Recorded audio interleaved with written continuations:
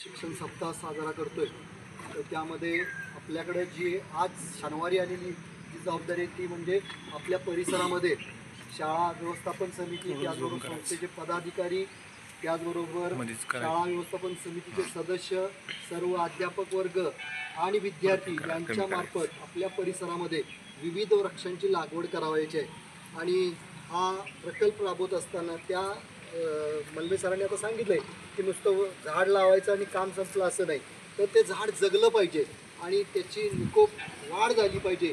ही जबाबदारी आता इथून पुढं आपली असणार आहे। तर आपण सर्वांनी मिळून त्यासाठी प्रयत्न करायचे आहे।